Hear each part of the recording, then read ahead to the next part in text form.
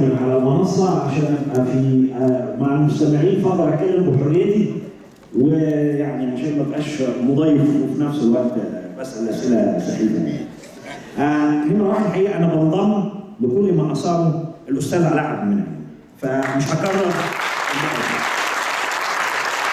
نمره اثنين احنا لنا عتاب شديد على ان الهيئه التاسيسيه، وبنضم برضه فيها للاستاذ علاء عبد المنعم والدكتور مصطفى، مش في مساله بس اللجان بتاعتها العامه، انما اللجان المختلفه اللي هم اذا كانوا 4 لجان او 5 لجان، لاننا كنا نود ان نسمع كل وجهات النظر حتى يستطيع الشعب ان يفاضل بينها اول ما بيسمعها، والتوافقات احيانا بتوصل الى مرحله قص ولزق. الماده 2 تحديدا، لا انا شايف ان لا، القران لم يدخل بدستور ولا يحتاج الى دستور ليحميه، والدين كذلك. احنا مش محتاجين غير ان الماده تكون الدين فوق الدستور. دي حاجه. ايضا كنا نود ان يكون الدستور مبتكرا، لان احنا داخلين الدستور قلنا ركن من اهم اركان المدنيه الحديثه. انما لو جينا على دساتير بدات سنه 1866 بمرسوم، ثم بعديها 1882، ثم 1883، ثم 1913، ثم 1923، ثم 1930، ثم هلم جرا، الكلام ده كله اتحط خلاص. احنا بنتكلم على النهارده دستور حديث، لابد ان احنا نفكر في افكار جديده. الديمقراطيه، الماده الاولى التي تكلمنا عنها بنتكلم على ان والله الدوله نظامها ديمقراطي على اساس المواطنه. ما دخل المواطنه في الموضوع؟ المواطنه هي اساس الحريه والتكافؤ الفرص والعداله وعداله التوزيع وكل هذا الكلام. انما الديمقراطيه لو كنا اردنا ان ناخذ بالتعدديه الحزبيه فعلا ونجعلها مؤسسات دستوريه، لقلنا ان الديمقراطيه تقوم على تعدديه حزبيه وعلى تداول السلطه، ثم نبدا من هنا. اذا كنا عايزين نقوي، واضافه مثل هذا الكلام يجعل الانتخابات ايا كانت، اذا كانت بالقوائم او غير القوائم، تبقى قانونيه، لان ذكر الاحزاب السياسيه في الدستور يجعلها مؤسسه دستوريه وسيطه سياسيه يعمل من خلالها الشعب، بس ده يترتب عليه بعد كده مهام وواجبات للاحزاب تصدر في قانونها. دي نقطه. لو اتكلمنا مثلا على سبيل المثال، احنا لسه بنتكلم على سلطات ايه؟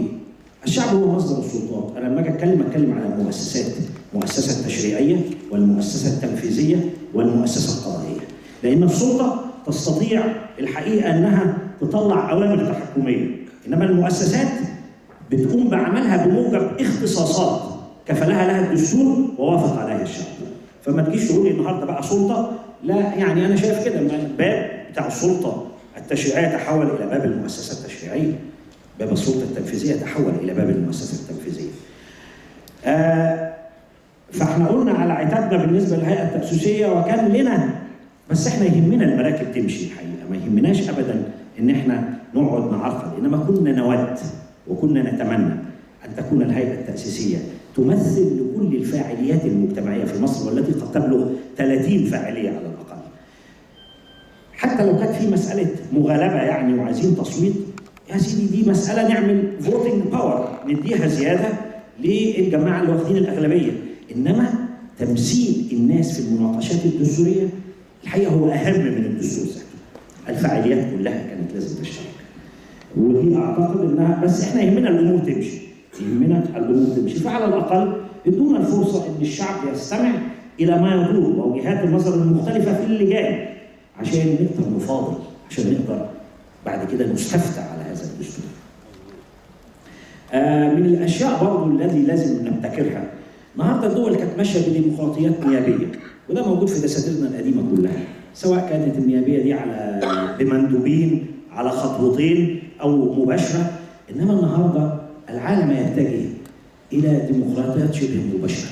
بعد الثوره التكنولوجيه والثوره المعلوماتيه وبعد كل هذا الكلام، بقى في ديمقراطيه غير مباشره، بمعنى عشان ابقى محدد، تمثيل الراي العام في الدستور. الراي العام يعني ببرضه معنى اكثر تحديدا، يجب ان يكون للمواطنين عددا معينا منهم، وليكن حتى مليون، حق تقديم اقتراح بقانون، حق الراي العام. ايضا يجب، انا في رايي الشخصي دي وجهه نظري ربما اكون متزايد فيها شويه، انما من حق اي دائره ان تسحب الثقه من نائبها بعدد 50% من الناس اللي انتخبوا وقت اجراء الانتخابات. ده هو اللي بنتكلم عليه الديمقراطيه المتقدمه، يعني عايزين نتقدم مش عايزين نرجع لورا. ايضا يمكن برضه اكون متزايد ولا حاجه، انما اتخيل ان الفتره النيابيه يجب ان تتجاوز مدتين متتاليتين حتى لا يحتكر بعض الناس الحقيقه ويعتبروها مهنه وتبقى السياسه مجرد مهنه او عمل. فترتين كفايه جدا، ثم ان في ذلك ميزه لانه هيدخل شباب وهيخلي الاحزاب تضطر الى القيام بمهامها في تجهيز كوادر عشان تخوض بها الانتخابات. انا بعتقد ان ده شيء ضروري.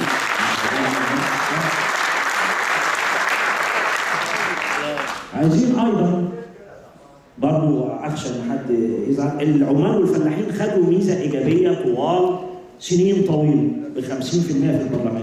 ما المانع من وجود ماده انتقاليه ولو حتى لمده 10 سنوات يكون فيها ميزه ايجابيه للشباب، بحيث ان يبقى في 50% على الاقل ايضا من الشباب في البرلمان. ميزه ايجابيه لمده 10 سنوات نعيد بيها الحياه الى الدوله، نضخ فيها دماء جديده. انا اعتقد ان دي مقترحات كثيره وهناك اكثر منها الحقيقه، بس عشان لا اطيل في الوقت اللي انا اتخيله ان لو بنستمع الى المناقشات هتلاقي اراء كتير تجيلك من الناس، وكانت الهيئه التاسيسيه تستطيع ان تضع دستور. واختلف مع الدكتور نادر بكار في نقطه ان الدستور يمكن ان نغيره السنه القادمه او اللي بعدها، لا يمكن. الدستور لابد على الاقل ان يكون له فترات، وبرضه عشان اقول الحق انا بتفق وللاستقرار ان تكون هناك ماده انتقاليه عشان الرئيس يكمل المده بعد الدستور. هذه حقيقه احنا نريد الاستقرار.